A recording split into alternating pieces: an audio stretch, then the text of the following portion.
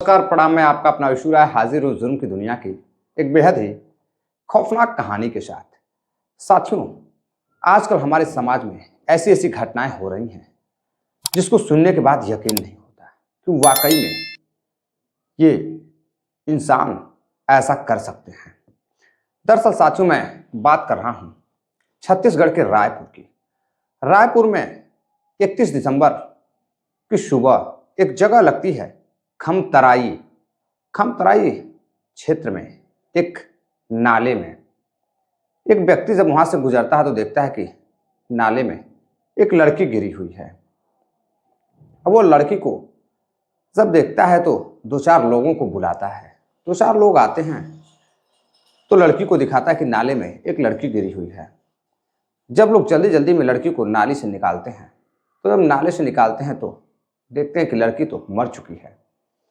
अब इधर फौरन ही पुलिस को सूचना दी जाती है। मौके पे पुलिस भी पहुंचती है। साथियों, पुलिस पहुंचती है तो लड़की की शिनाख्त करती है। जब शिनाख्त करती है लड़की की तो उसकी पहचान होती है धनेली गांव की रहने वाली एक नाबालिग लड़की जिसकी उम्र 14 साल रहती है। अब पुलिस बॉडी को पोस्टमार्टम के लिए भेज देती है और उसके घर पहुंचती है। जब उसके घर पहुंचती है तो घर का दरवाज़ा बंद रहता है। पुलिस आवाज़ देती है तो कोई सुनता नहीं है, कोई भी बाहर निकल कर नहीं आता है। तब पुलिस दरवाज़ा तोड़ती है, अंदर जाती है। जब अंदर जाती है पुलिस तो देखती है कि एक कमरे में एक महिला जो कि उसी 14 वर्षीय नाबालिग लड़की की माँ है, हमीदा बेगम जिसका नाम है, वो अभी मृत पड़ी हुई है और चारों तरफ कमरे में खून बिखरा हुआ है। पुलिस देखकर हैरान रहती है कि इधर नाले में उसके बेटी की लाश मिली हुई है और इधर कमरे में माँ की लाश मिली हुई है। अब आसपास के लोग यह देखकर बड़े हैरान थे। लोगों को, पड़ोसियों को यकीन नहीं हो रहा था कि हमीदा बेगम का किसी ने खून कर दिया है। पुलिस देखती है तो हमीदा बेगम का नस कटा हुआ था, गले पे कुछ निशान थे। बॉडी को पोस्टमार्टम के लिए भेज दिया जाता है। अब जब पोस्टमार्टम होता है, रिपोर्ट आती है तो पता चलता है कि पहले नस काटा गया था, उसके बाद उसका गला घोट दिया गया था। यानी कि हमीदा बेगम के बीच और जिस व्यक्ति ने, जो अपराधी है, उसके बीच में हाथापाई भी हुई थी। अब इधर पुलिस जांच पड़ताल करने लगती है। रिश्तेदार भी आ जाते हैं, पड़ोसी भी, आसपास के लोग जुड़ जाते हैं। लोग बड़े हैरान थे कि आखिर ऐसा कैसे हो सकता है। बेटी की भी मौत हो गई है, माँ की भी मौत हो चुकी है, आखिर कौन है। पुलिस लगभग 50 लोगों से पूछताछ करती है कि किसी पर किसी को शक है, आखिर इसका कातिल कौन है। पता चलता है कि उसके 3 बेटे भी हैं। तीनों बेटे घर पर रहते हैं, गांव पर रहते हैं, अलग रहते हैं, छोटे छोटे बच्चे हैं और 14 साल की लड़की यहीं से पढ़ाई वगैरह करती थी।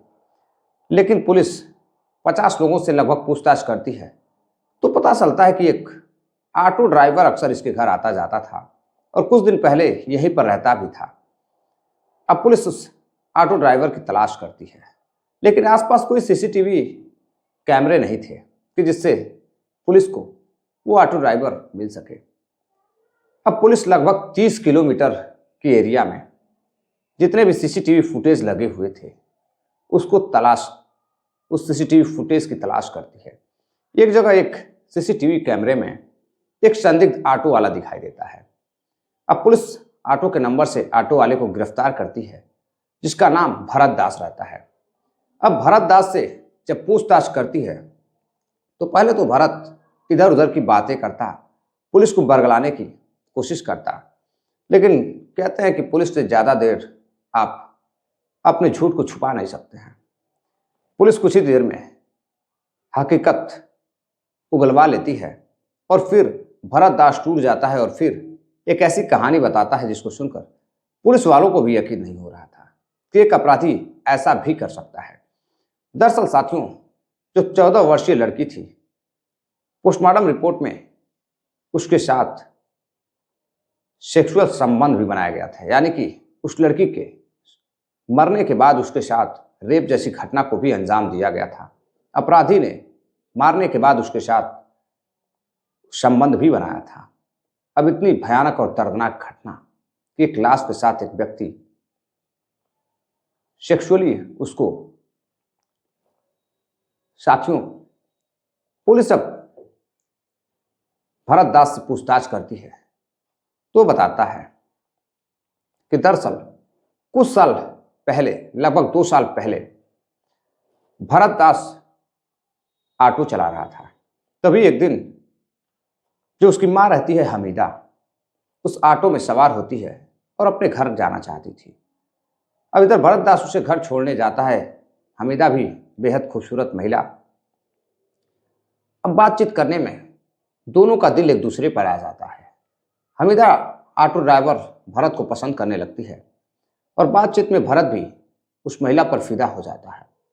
अब दोनों की काफ़ी अच्छी दोस्ती हो जाती है और फिर दोनों एक दूसरे का नंबर आदान प्रदान करते हैं। ऑटो ड्राइवर भरत कहता है कि देखो मैडम, जब भी आपको कहीं जाना होगा तो आप उसे कॉल कर लेना, मैं आपके घर ऑटो लेकर आ जाऊंगा। अब इधर हमीदा सोचती है कि चलो अच्छा है, कम से कम कोई तो है, जब भी काम होगा मैं बुला लिया करूँगी। अब साथियों, फिर एक दिन वो कॉल करती है और उस ऑटो ड्राइवर को बुलाती है। ऑटो लेकर आता है और फिर बच्चे और लड़की के साथ हमीदा घूमने के लिए जाती है। घूमकर बाजार से घर आती है और फिर भरत का फ़ोन आता है। अब भरत का फ़ोन आता है, हमीदा बातचीत करने लगती है और धीरे धीरे अब दोनों के बीच प्रेम संबंध उत्पन्न होने लगता है। अब उस प्रेम संबंध जब उत्पन्न होने लगता है तो दोनों एक दूसरे को बेहद प्यार करने लगते हैं। लेकिन इधर ऑटो ड्राइवर उसके साथ सिर्फ अपनी जिस्मानी भूख मिटाना चाहता था। अब इधर उस बेगम यानी कि हमीदा बेगम के प्यार में, उसकी खूबसूरती पर फिदा होकर भरत अब उसी के मोहल्ले में रहने लगता है। उसी के मोहल्ले में रहने लगता है और फिर उसके घर आना जाना शुरू हो जाता है। अब इधर जो बच्चे थे, 3-4 बच्चे हमीदा के, उससे काफ़ी समस्या होती थी भरत को। तो हमीदा उन बच्चों को गांव भेज देती है और उसके बाद फिर अब इधर लड़की जब स्कूल जाती तो भरत कमरे में आता और फिर हमीदा बेगम के साथ शारीरिक संबंध बनाता। इधर कई महीने हो जाते हैं। जब जी चाहता था हमीदा को अपनी पत्नी की तरह रखता था, लेकर घूमता था। और इधर जो बेटी थी, 14 वर्षीय नाबालिग लड़की, उसको ये पता था कि काफ़ी अच्छे अंकल हैं, ऑटो ड्राइवर हैं, हम लोगों की काफ़ी मदद करते हैं। लेकिन अंदर क्या हो रहा था उस बेटी को शायद नहीं पता था। अब बेटी भी बेहद खूबसूरत लड़की। अब इधर दोनों का प्रेम प्रसंग का मामला बढ़ता गया। अब एक दिन जब हद से ज़्यादा बात बढ़ने लगती है तो हमीदा बेगम ऑटो ड्राइवर भरत से कहती है कि देखो, मैं तुमसे शादी करना चाहती हूँ, तुम मुझसे शादी कर लो और मेरे बच्चों और बेटी को अपना लो। भरत कहता है कि देखो, मैं अभी तुमसे शादी नहीं कर सकता, मैं खुद शादीशुदा हूँ। और जब यह बात उसे पता चलती है तो हैरान रह जाती है। पहले तो भरत उसे अविवाहित बताता है और फिर बताता है कि वह शादीशुदा है। उसकी पत्नी का नाम अनीता है। अनीता के साथ वह शहर में रहता है। अब इधर काफ़ी जिद करने लगती है और फिर एक दिन नहीं मानता है तो कहती है कि देखो, मैं पुलिस के पास जाऊंगी और तुम्हारे खिलाफ शिकायत दर्ज कराऊंगी और फिर तुम्हारी जो वीडियो वगैरह मेरे पास हैं वो मैं लोगों को सेंड कर दूंगी, फिर सोचो तुम्हारा क्या होगा। तुमने मुझे धोखा दिया है, शादी का वादा कर तुम मेरे साथ जिस्मानी भूख को मिटाते रहे और फिर तुम मुझे धोखा दे रहे हो, मुझसे झूठ बोलते रहे और मुझे कुछ पैसे भी चाहिए। अब उसके साथ जो हस्बैंड था रहता नहीं था तो वो अब उससे पैसे की मांग करने लगती है। इधर भरत दास काफ़ी परेशान हो जाता है, थोड़े बहुत पैसे देता है। अब उससे पीछा छुड़ाने के लिए वो वहाँ से अब अपनी पत्नी के साथ, अनीता के साथ, जिससे उसने प्रेम विवाह किया, उसके साथ रहने लगता है। अब धीरे धीरे मामला गंभीर होने लगता है। इधर अब आए दिन हमीदा बेगम उसे फ़ोन करती, पैसे की मांग करती और फिर पैसे नहीं मिलते तो धमकी देती कि वह पुलिस को सारी बात बता देगी और अपने घर वालों को सारी बात बता देगी। अब वो डर जाता है। अब एक दिन अपने पत्नी के पास बैठा रहता है तो कहता है कि यार एक बात है, एक महिला है जिससे जाने अनजाने में मेरी दोस्ती हुई, और मैंने उसके साथ कई बार शारीरिक संबंध बनाए। अब वो मुझे परेशान कर रही है। अपने पति से ऑटो ड्राइवर भरत कह रहा है। पत्नी कहती है अच्छा ठीक है, मैं बात करती हूँ। पत्नी भी हमीदा से बातचीत करती है, लेकिन हमीदा मानने को तैयार नहीं रहती है। हमीदा कहती है कि मुझे कुछ पैसे चाहिए और मुझसे शादी करनी होगी, मैं उसके साथ रहना चाहती हूँ। उसने मेरे जिस्म के साथ खिलवाड़ किया है। अब इधर अनीता भी परेशान हो जाती है। अब दोनों एक मिलकर प्लान बनाते हैं, पति पत्नी मिलकर प्लान बनाते हैं। अनीता को डर था कि कहीं उसका पति फंस ना जाए पुलिस के झमेले में, कहीं हमीदा उसे फंसा ना दे। अब सबसे पहले भरत 30 दिसंबर को उसके घर जाता है, बातचीत करता है और फिर उसकी पत्नी से बात करता है और कहता है कि वो उससे शादी करना चाहता है, और फिर उसके बेटी को लेकर अपने घर जाता है। अपने घर लेकर जाता है 14 वर्षीय लड़की को किसी काम के बहाने, और घर ले जाकर एक कमरे में उसे अपनी पत्नी के साथ छोड़ देता है। बेटी भी खुश थी और हमीदा भी खुश थी कि चलो वो मुझसे शादी कर लेगा। लेकिन इधर अंदर ही अंदर एक खतरनाक खेल चल रहा था। इधर आता है और घर पर हमीदा अकेली थी। हमीदा से बातचीत करता है और कहता है कि देखो मैं तुमसे शादी नहीं कर सकता हूँ, तुम मुझे ज़्यादा गुस्सा ना दिलाओ, इसी में तुम्हारी भलाई है। हमीदा कहती है कि कुछ भी हो जाए, तुम मेरे साथ करीब 50 से अधिक बार तुमने संबंध बनाए हैं, 2 सालों से मेरे साथ तुमने खिलवाड़ किया है, मेरे जिस्म के साथ खेला है। तुम मुझसे झूठ बोलते आए कि तुम्हारी शादी नहीं हुई है, और अब तुम कह रहे हो कि तुम्हारी शादी हो चुकी है। तुमने मुझे धोखा दिया है और मैं अब पुलिस को यह सारी बात बताऊंगी और तुम्हें जेल भिजवा कर रहूंगी। अब इस पर उसे गुस्सा आ जाता है और एक चाकू निकालता है और उससे उसका नस काट देता है। वो चीखने चिल्लाने की कोशिश करती, तभी वो उसका गला दबाकर हत्या कर देता है और फिर दरवाज़ा बंद कर वहाँ से चुपचाप निकल जाता है। अब पहुँचता है अपनी पत्नी के पास। वहाँ पहुँचकर अपने पत्नी से बातचीत कर रहा था और कहता है कि देखो मैंने काम तमाम कर दिया है, मैंने अब मुझे ज़िंदगी भर के लिए छुटकारा मिल चुका है, मैंने हमीदा को मार डाला है।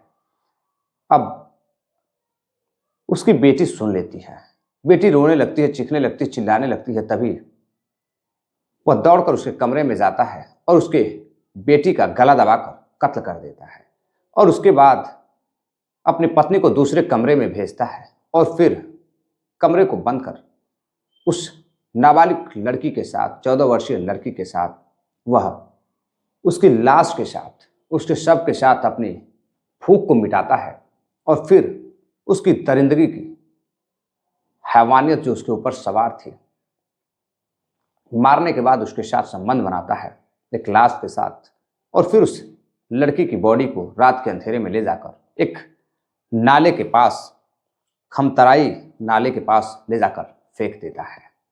अब पुलिस को जब यह सारी हकीकत पता चलती है तो पुलिस से गिरफ्तार करती है, उसकी बीवी को गिरफ्तार करती है और साथियों गिरफ्तार कर फिर कोर्ट में पेश करती है और फिर उसे जेल भेज दिया जाता है।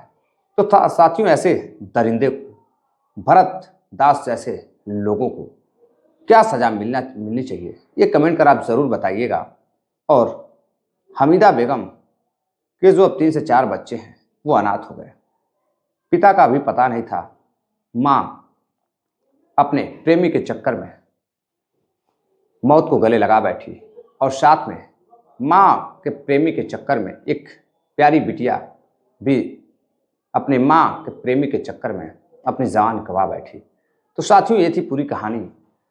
इस घटनाक्रम को सुनाने का उद्देश्य आपको जागरूक करना है, किसी को हैरान करना या परेशान करना नहीं है। साथियों ये जब घटना न्यूज़ मीडिया के माध्यम से लोगों तक पहुँचती तो लोग सुनकर बड़े हैरान थे कि हमारे समाज में कैसे कैसे नरभक्षी जैसे लोग पड़े हुए हैं, दरिंदे पड़े हुए हैं, जिनका कोई वेशभूषा नहीं है, इंसानी रूप में भेड़िए हैं। इन्हें कैसे पहचाना जाए, आप लोग कमेंट कर ज़रूर अपनी राय दीजिएगा। चलते चलते कुछ साथियों ने कमेंट किया है जिनका नाम है शिवानंद, राहुल मौर्य हैं उन्नाव से हैं, समीर खान हैं बक्सर बिहार से, सोहन लाल सेठिया जी हैं ब्यावर राजस्थान से, सुनील चौधरी हैं सेंट्रल जेल बीकानेर से, डॉक्टर ए के अग्निहोत्री हैं उत्तर प्रदेश प्रयागराज महाकुंभ से। तो साथियों, अपना प्यार दीजिएगा, अपना ख्याल रखिएगा। नमस्कार, जय हिंद।